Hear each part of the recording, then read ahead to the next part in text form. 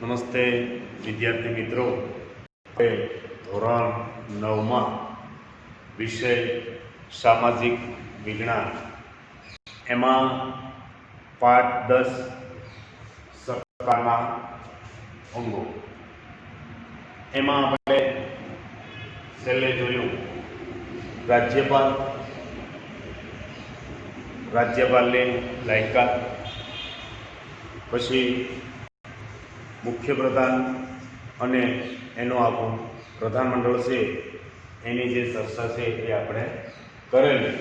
હવે જોવાનું છે આપણે વહીવટી કારોબારી, વહીવટી તંત્ર, સરકારના જે 3 અંગો ધારાસભા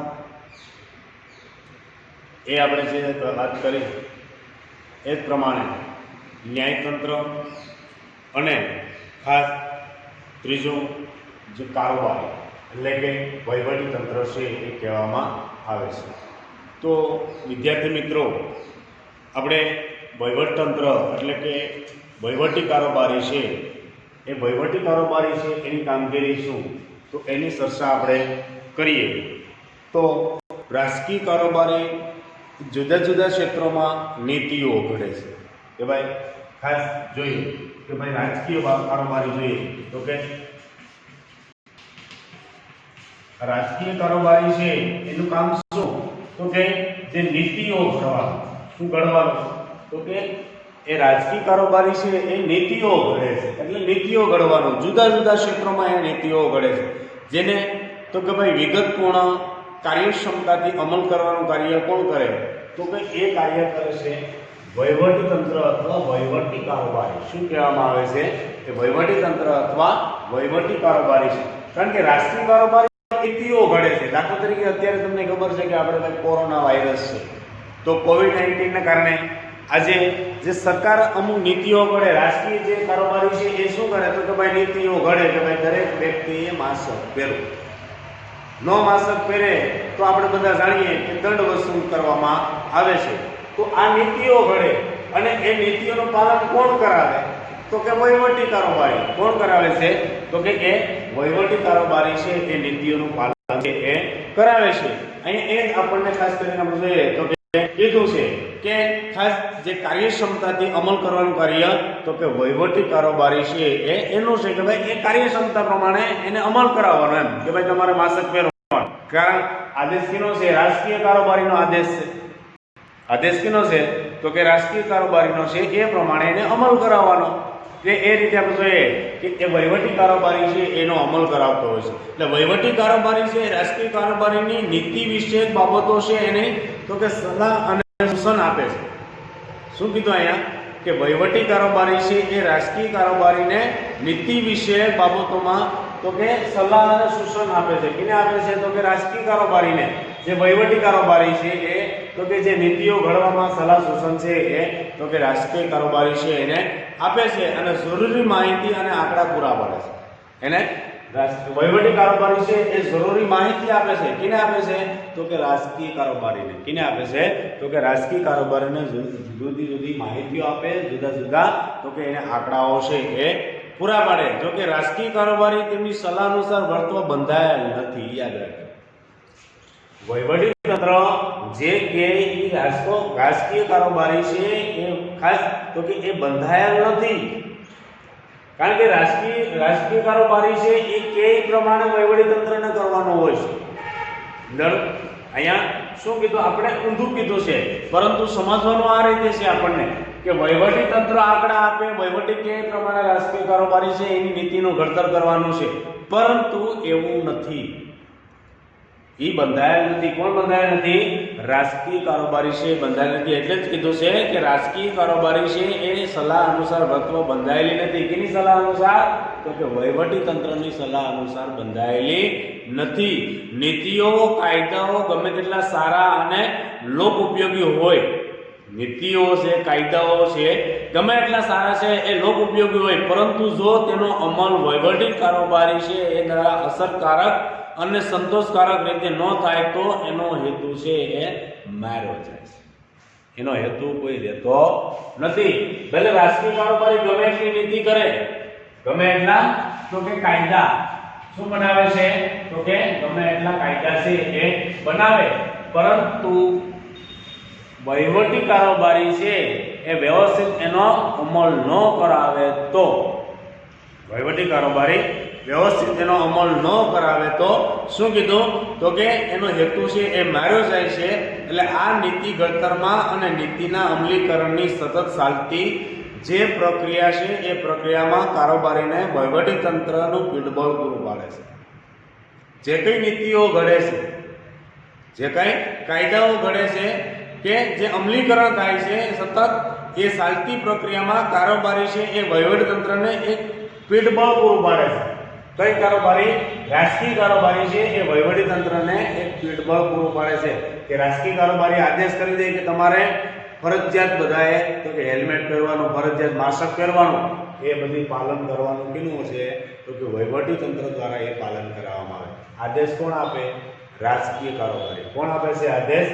તો કે રાજકીય કારોબારી છે એ આદેશ આપે, અને વહીવટી તંત્ર છે કે વહીવટી કારોબારી છે એને તો કે એનો અમલ કરાવવાનો. એટલે જ કીધું છે કે આ પ્રક્રિયામાં કારોબારીને વહીવટી તંત્ર છે એ પીઠબળ પૂરું પાડે. કોણ બળ કરે છે? તો કે આ વહીવટી તંત્ર છે એ પીઠબળ પૂરું પાડે છે. અનેક ક્ષેત્રોમાં જે કંઈ નિષ્ણાતો છે કે વ્યવસાયિક કુશળતા અને અનુભવ ધરાવતા તજજ્ઞ અને બાહ્ય સનદી અધિકારીઓ એટલે કે વહીવટી કારોબારી શું કીધું આપણને કે અમુક ક્ષેત્રોમાં નિષ્ણાતો કે અમુક વ્યવસાયિક જે કંઈ અનુભવ ધરાવતા તજજ્ઞો, કારણ કે આમાં તો તજજ્ઞોની જરૂર પડે ને, જે કંઈ નીતિઓ છે જે કંઈ ઘડવું હોય એમાં તજજ્ઞોની જરૂર પડે. એવા તજજ્ઞો છે કે બાહ્ય સનદી અધિકારીઓ, એવા જે કુશળ અને બાહ્ય એવા સનદી અધિકારીઓ એટલે કે વહીવટી કારોબારી એ સરકારની કરોડરજ્જુ સમાન છે.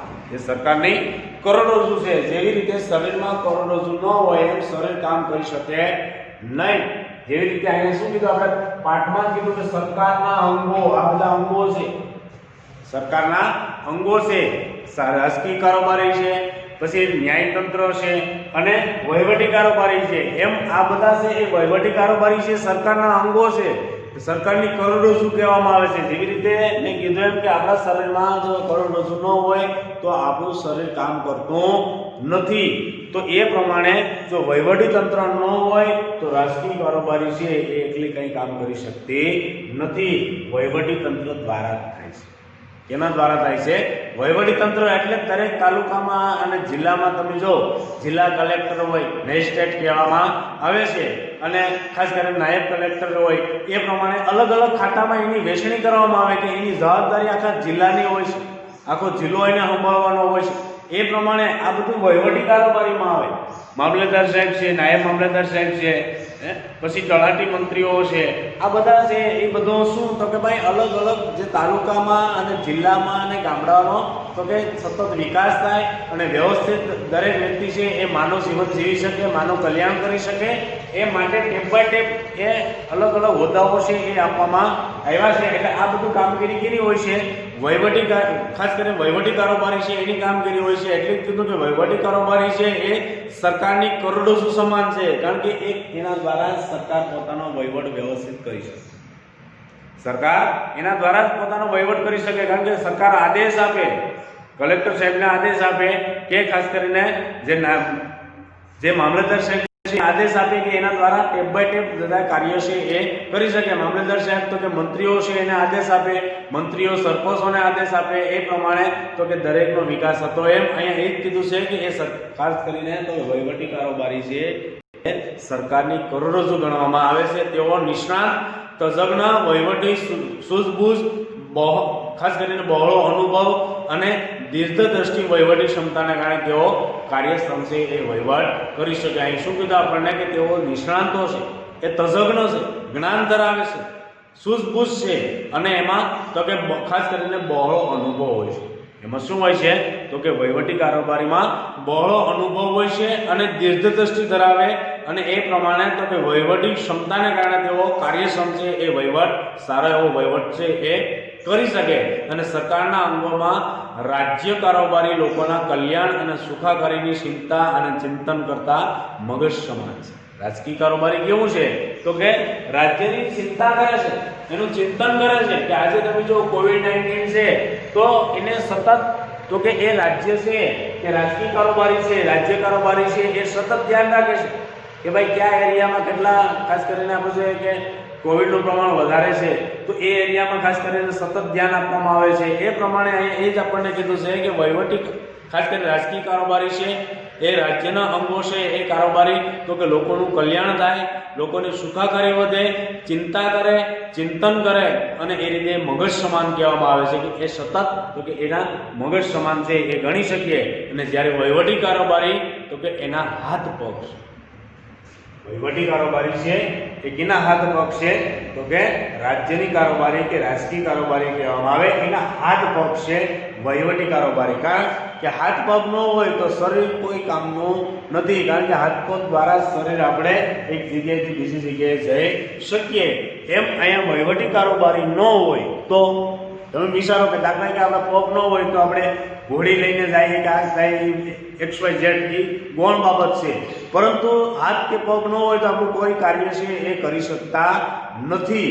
એમ આ વહીવટી તંત્ર છે એ હાથ પગ ગણવામાં આવે. કેના હાથ પગ ગણવામાં આવે તો કે રાજકીય કારોબારીના હાથ પગ ગણવામાં આવે, રાજ્ય કારોબારીના હાથ પગ ગણવામાં આવે. હાથ પગ દ્વારા જ આપણે કાર્ય કરી શકીએ.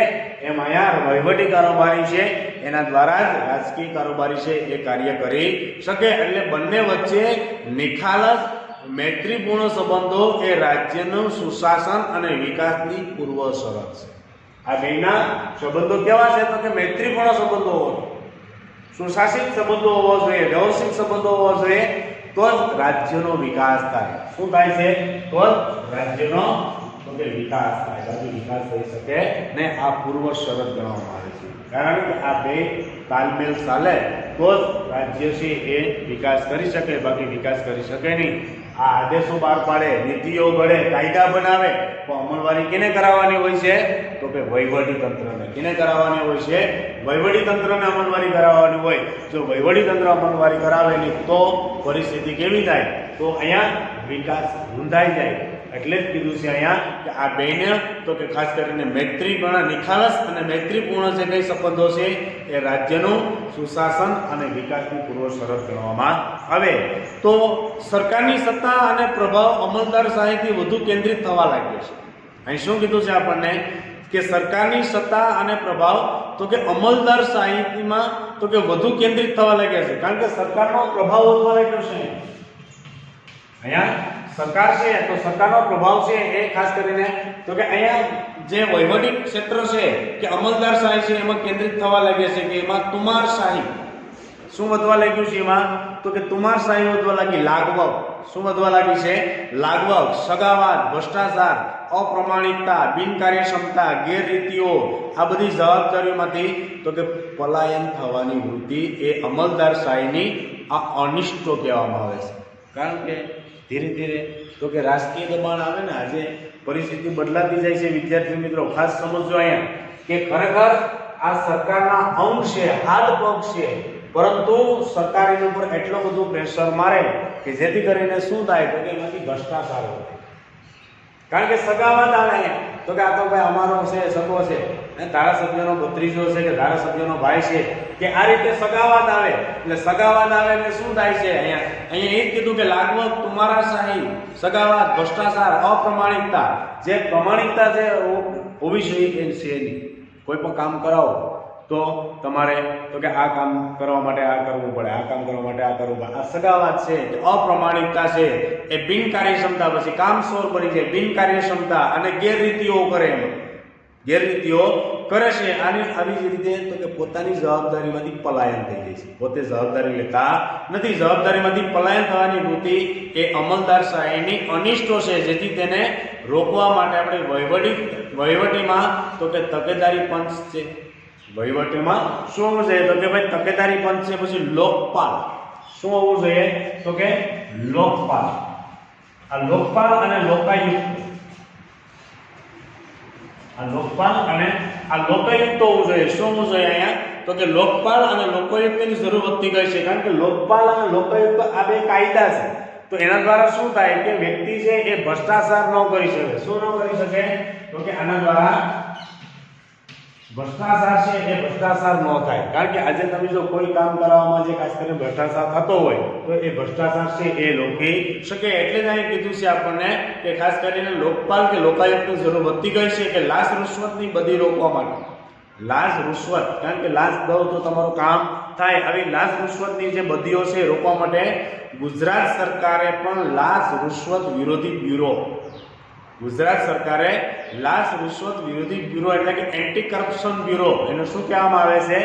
Anti corruption bureau. એટલે કે જે આપણે કરપ્શન આપીએ, કરપ્શન લે કે ભાઈ આજે તમે છાપાઓમાં કે ટીવીના માધ્યમ દ્વારા તમે જો કે ફલાણા આવે તો કે ફલાણી જગ્યાએ આ કામ કરવા માટે એટલું કરપ્શન લીધું, આ રીતે એન્ટી બ્યુરો છે, એટલે કે એન્ટી કરપ્શન બ્યુરો નામે એક અલગ વિભાગ શરૂ કર્યો છે ગુજરાત સરકારે.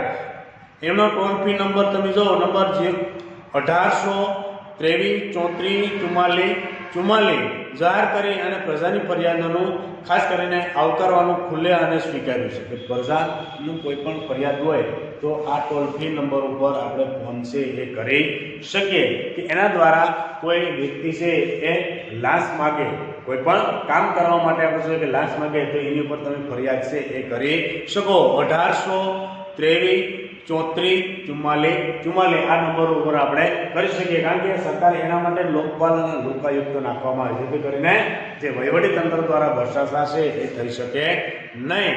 અને દેશમાં તો કે જુદા જુદા રાજકીય પક્ષોની સત્તાઓ હોવાથી, કારણ કે દેશમાં અલગ અલગ રાજકીય પક્ષ હોય ને, જુદા જુદા રાજકીય પક્ષ હોય તો એ જુદા જુદા રાજકીય પક્ષની સરકારો હોવાથી તેમનો સાથેનો વહીવટ રાજકીય તટસ્થની અપેક્ષા વહીવટી તંત્ર પાસે રાખવામાં આવે. કે વહીવટ કેવો હોવો જોઈએ?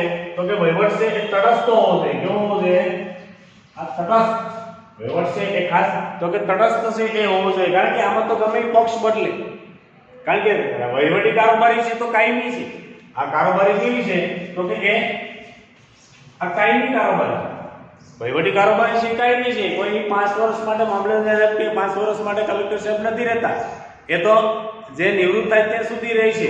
એટલે એક વહીવટી કારોબારી છે કાયમી છે, રાજકીય કારોબારી છે એ 5 વર્ષની મુદત હોય છે, પણ એ તો સરકાર બદલતી હોય છે. એટલે જ અહીંયા કીધું છે આપણને કે વહીવટીમાં રાજકીય તટસ્થતાની અપેક્ષા વહીવટી તંત્ર પાસે રાખવામાં આવે છે અને તેઓ દ્વારા તો કે રાજ્યની અનેક એવી વિકાસલક્ષી યોજનાઓ, રાજ્યમાં તો વિકાસલક્ષી યોજનાઓ આવતી હોય છે, એટલે જ કીધું છે અહીંયા કે રાજ્યની એવી અનેક વિકાસલક્ષી યોજનાઓ છે અને કાર્યક્રમો છે એનો અમલ કરી અને સરકારની વિકાસ યાત્રાની ગતિ સાતત્યપૂર્ણ રીતે જાળવી રાખવામાં મહત્વપૂર્ણ યોગદાન રહ્યું છે. એનું યોગદાન છે તો કે વહીવટી કારોબારી. કેનું છે? તો કે વહીવટી કારણ કે વિકાસ યાત્રા માટે તો વહીવટી કારોબારી જો એવી સક્ષમ હોય અને તટસ્થ હોય તો જ અહીંયા વિકાસ આપણે કરી શકીએ. એટલે જ અહીં કીધું છે આપણને કે આ રીતે તો કે વહીવટી કારોબારી દ્વારા બધું કાર્ય છે એ કરી શકીએ. નેક્સ્ટ એના પછી આવે છે સ્થાનિક કક્ષાએ શાસન વ્યવસ્થા.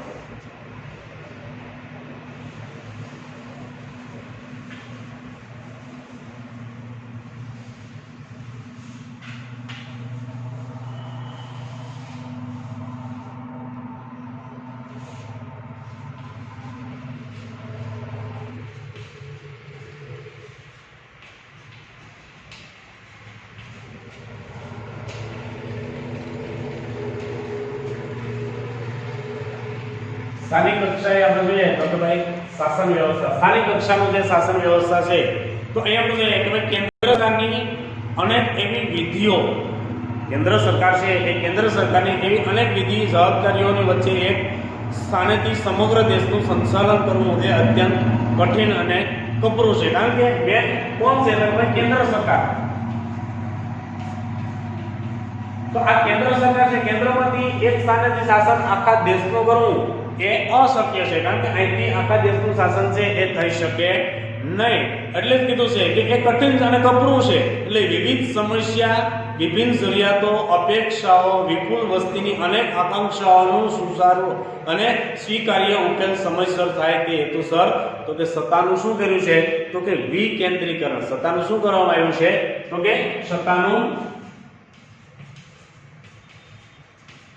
વિકેન્દ્રીકરણ. સત્તાનું શું કર્યું છે? તો કે સત્તાનું વિકેન્દ્રીકરણ છે એ કરવામાં આવ્યું. સત્તાની વહેંચણી કરવામાં આવી. વિકેન્દ્રીકરણ એટલે કે સત્તાની વહેંચણી કરવામાં આવી. કારણ કે કેન્દ્ર સરકાર દ્વારા કે દાખલા તરીકે આપણી રાજધાની દિલ્હી છે દેશની, ત્યાંથી આખો વહીવટ દેશનો થઈ શકે નહીં. એટલે શું કર્યું તો કે અહીંથી તો કે સત્તાનું શું કર્યું છે તો કે વિકેન્દ્રીકરણ, સત્તાની વહેંચણી કરી છે. સત્તાની શું કરી છે અહીંયા વહેંચણી કરી છે. એટલે કીધું ને કે ભાઈ આકાંક્ષાઓને સુસારું અને સ્વીકાર્ય ઉકેલ સમયસર થાય એ હેતુસર તો કે સત્તાનું વિકેન્દ્રીકરણ કરવામાં આવ્યું છે. થકી તો કે વહીવટની સરળતા રહે, સુગમતા અને કરકસર ભર્યા વહીવટ અને સ્થાનિક સ્વરાજ્યની સંસ્થાઓનો ઉદ્ભવ થયો. અને કારણે શું થયું તો કે ખાસ કરીને તો કે સ્થાનિક સ્વરાજ્ય, અહીંયા તો કે ભાઈ ખાસ કરીને તો કે સ્થાનિક છે એ સ્થાનિક સ્વરાજ્ય છે એ સ્વરાજ્યનો ઉદ્ભવ થયો.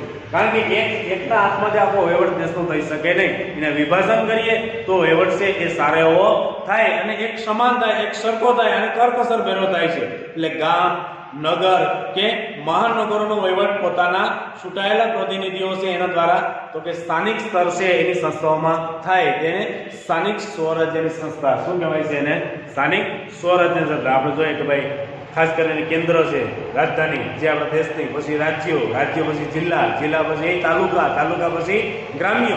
એ પ્રમાણે ટેપ બાય ટેપ એનો વહીવટ છે એ થતો હોય છે. કે ખાસ કરીને રાજ્ય છે એ રાજ્ય આખા રાજ્યનો પાડે, પછી ખાસ કરીને તો કે જિલ્લો, દરેક જિલ્લા, અને જિલ્લામાંથી તો કે દરેક તાલુકા, અને તાલુકામાંથી દરેક ગામ. આ રીતે ટેપ બાય ટેપ કે કેન્દ્ર છે એ કેન્દ્ર રાજ્યને આદેશ આપે, રાજ્ય જિલ્લાને આદેશ આપે, જિલ્લો તાલુકાને આદેશ આપે, તાલુકો ગામને આદેશ આપે. એમ આ પ્રમાણે ટેપ બાય ટેપ વહીવટ છે એને સ્થાનિક સ્વરાજ્ય છે એ સ્વરાજ્ય કહેવામાં આવે. કે ભૌગોલિક પ્રાદેશિક વિસ્તારોનો વહીવટ સરળતા ખાતર વિભાજિત કરીને તેનો સ્થાનિક જવાબદારી તેમજ કે કાર્યની સોંપણી છે એ કરીને વહીવટ સોંપવામાં આવે. કે ભાઈ એના વિભાજન કરી અને દરેક સ્થાનિક વ્યક્તિ છે એને એ રીતે આપણે જોઈએ કે એનો બધો વહીવટ, કે રાજ્યનો વહીવટ અલગ હોય, જિલ્લાનો વહીવટ અલગ હોય, તાલુકાનો અલગ હોય અને ગામડાનો અલગ હોય. તે બધા એક ગામમાંથી તાલુકા, તાલુકામાં જિલ્લામાં, જિલ્લામાંથી રાજ્યમાં, એમ આખો વહીવટ છે કે સરળતાથી થઈ શકે. અને તદનુસાર તો કે ભાઈ શહેરી વિસ્તારોમાં તો કે નગરપાલિકાઓ, શહેરોમાં શું હોય છે તો કે નગરપાલિકાઓ, મહાનગરપાલિકાઓ અને મહાનિગમ એટલે કે મેગા સિટી. દાખલા કે આપણે જોઈએ કે ભાઈ અમુક સુરત છે, અમદાવાદ છે, આ બધા મેગા સિટી કહેવામાં આવે છે, બરોડા. એ સ્થાનિક સ્વરાજ્યની સંસ્થાઓ તેમજ રીતે ગ્રામ્ય વિસ્તારોમાં તો કે ગામ પંચાયત હોય, તાલુકા પંચાયત હોય, જિલ્લા પંચાયત હોય. એ પ્રમાણે તો કે અમુક એવા ખાસ કરીને આપણે જોઈએ કે અમદાવાદ છે મોટો જિલ્લો છે પણ એ મહાનગરપાલિકામાં આવતો હોય, તો મોટી રીતે આપણે જોઈએ કે કોઈ નગરપાલિકામાં આવતા હોય છે, કોઈ મેગા સિટી એ રીતે બનતા હોય છે.